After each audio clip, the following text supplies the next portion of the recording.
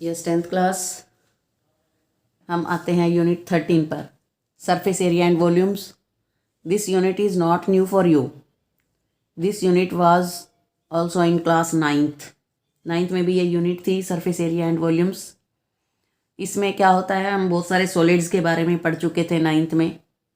Cube, cuboid, cylinder, कोन, spheres, hemispheres etcetera. तो उसको आगे लेते हुए हम चलते हैं। वो कहता है surface area of combination of the solids. Combine करना है, दो दो तीन तीन सॉलिड्स को कंबाइन करके हमने इनके सरफेस एरियाज सीखने हैं।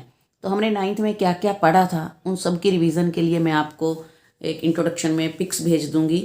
तो सबसे पहले आप उसको इंट्रोडक्शन वाली उसमें नोट करेंगे और सारे फार्मूलाज रिवाइज करेंगे। उन फार्मूलाज को यूज़ करते हुए हम इसके ओनली 3 सम्स ही आज करेंगे, क्योंकि आपको वो सारे फार्मूलाज वगैरह भी कॉपी में लिखने हैं। उसके बाद ये 3 सम्स आपको करने हैं। क्या है, 2 cubes each of volume 64 centimetre cube are joined. 2 cube जो है वो हमने ज्वाइन करने हैं। क्यूब का बहुत बढ़िया एग्जाम्पल मैं आपको समझाती थी कि डाइस, जो आप लूडो के साथ खेलते हो, डाइस जिस पर नंबरिंग होती है 1 2 3 4 5 6, उसकी जो शेप है दैट इज क्यूबिकल। क्यूबिकल क्या होता है, 3 डायमेंशनल फिगर होती है जिसकी लेंथ, ब्रेड्थ और हाइट सेम हो। उसके सारे के सारे फेस जो है वो स्क्वायर शेप्ड होते हैं। ठीक है, तो हमने 2 क्यूब्स को जोड़ना है। मीन्स हमने एक डाइस यहाँ रखी, उसके बराबर में एक डाइस वहाँ रखनी है। ठीक है, तो एक का वॉल्यूम 64 है, तो सबसे पहले हम वॉल्यूम ऑफ ईच क्यूब लिखते हैं 64। क्यूब का वॉल्यूम क्या होता है, एज का क्यूब, या side multiply side. Formulas revise करने हैं। क्यूब का वॉल्यूम में 3 डायमेंशनल है। एज एज एज 3 बार आता है। क्यों, क्योंकि उसकी लेंथ, ब्रेड्थ और हाइट तीनों सेम होती हैं। तो लेंथ की जगह भी एज हो गया, ब्रेड्थ की जगह भी एज हो गया और हाइट की जगह भी एज। तो एज का क्यूब हो गया। और इधर से 64 होता है 4 का क्यूब। तो क्यूब से क्यूब कट गया। Each edge of the both the cubes 4। दोनों सेम साइज की डाइस हैं। एक डाइस के बराबर में दूसरी डाइस रख दी। जैसे कोई मिस्त्री मकान बना रहा होता है, एक ईंट के बराबर दूसरी ईंट लगाता है। जब एक ईंट के बराबर दूसरी ईंट लगाता है तो आप देखते हो कि उसकी सिर्फ लेंथ बढ़ती है, ईंट की ब्रेड्थ नहीं बढ़ती, ईंट की हाइट नहीं बढ़ती। हाइट तब तक नहीं बढ़ेगी जब तक हम ईंट के ऊपर ईंट नहीं लगाते। इसी तरह जब आप एक डाइस के बराबर में दूसरी डाइस रखोगे तो सिर्फ लेंथ बढ़ेगी, उसकी हाइट नहीं बढ़ेगी और ना ही उसकी ब्रेड्थ बढ़ेगी।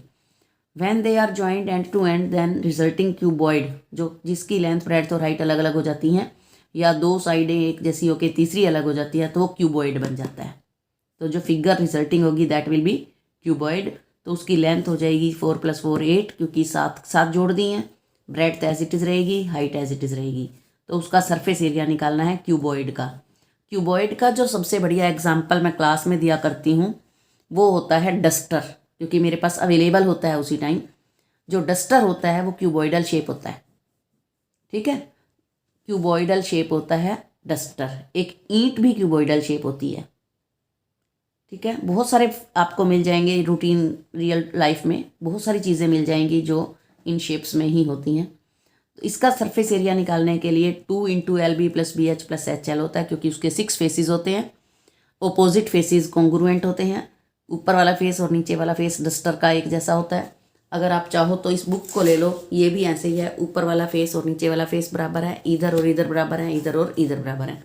तो इसीलिए 2 लिख के LB + BH + HL लगा देते हैं। तो इनकी वैल्यूज पुट करो और आपका आंसर निकल जाएगा सेंटीमीटर स्क्वायर में। क्वेश्चन नंबर 2 है, a vessel is in the form of a hollow hemisphere. Hollow means खोखला है, खाली है।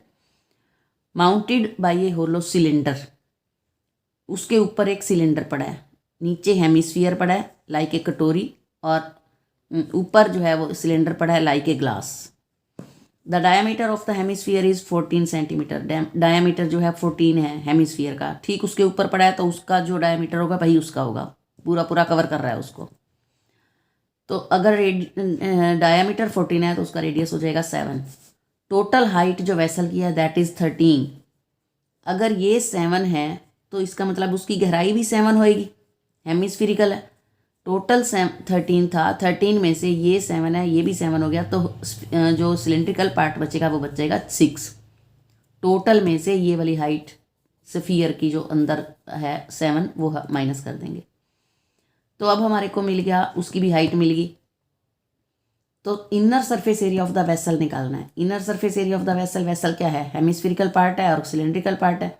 तो सिलेंड्रिकल पार्ट का जो कर्व्ड सरफेस एरिया होता है वो 2πr/h होता है और हेमिस्फीयर का होता है 2πr²। पूरे स्फीयर का 4πr² होता है और हेमिस्फीयर आधा का मतलब है 2πr²। कर्व्ड निकालना है क्योंकि अंदर वाला पार्ट तो इसके अंदर चला गया ना, कवर हो गया। और मैं हेमिस्फीयर का बढ़िया एग्जांपल देती हूँ, लेमन, हाफ लेमन। जो लेमन को काट करके हम सैलड की प्लेट में रखते हैं, दैट इज़ हेमिस्फेरिकल पार्ट। ठीक है, तो इस टाइप से आपको 2πr/h + 2πr² वैल्यूज पुट करनी है और आपका आंसर निकल जाएगा। उसके बाद हम आते हैं क्वेश्चन नंबर 3 पर। ए toy is in the form of A cone of radius 3.5 centimetre. अब जो टॉय है वो भी क्या है, फॉर्म ऑफ कोन है, माउंटेड ऑन ए हेमिस्फीयर।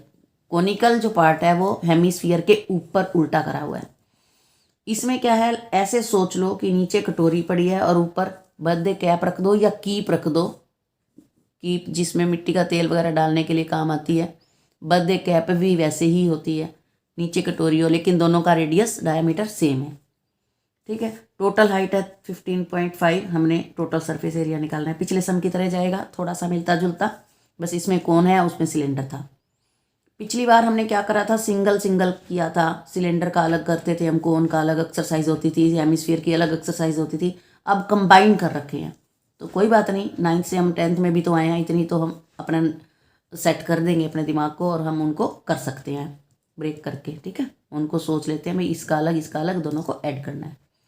तो टोटल हाइट है 15.5, हेमिस्फीयर है नीचे, रेडियस है 3.5, तो ये भी 3.5 हो गया। टोटल 15.5 में से 3.5 माइनस कर दो तो ये 12 बच गई कोनिकल पार्ट की। हम पीछे पढ़ के आए हैं, कोन का जो सरफेस एरिया होता है, कर्व्ड सरफेस एरिया होता है, दैट इज πr/l। एल का मतलब हमें स्लैंट हाइट चाहिए।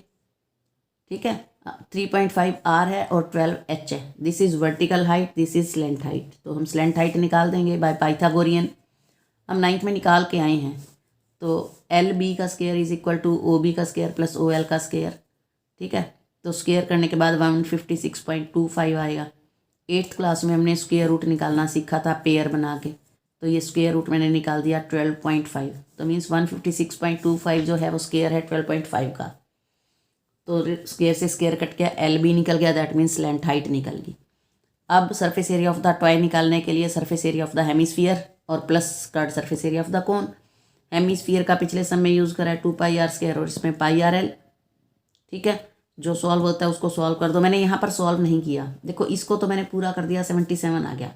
यहाँ पर नीचे 10 आ रहा था तो मैंने सोचा कि क्यों ना मैं डेसिमल में इसको यूज़ कर लूँ।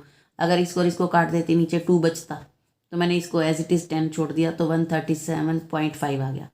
अब ऐड कैसे करना है, 77 के बाद तो कोई डेसिमल ही नहीं है, तो 77 के बाद 0.0 लगा दो और 137.5, तो इसको ऐड करो 214.5। तो इस तरीके से हमने सम्स करने हैं। ठीक है, so try to understand and do practice. Thank you, have a nice day.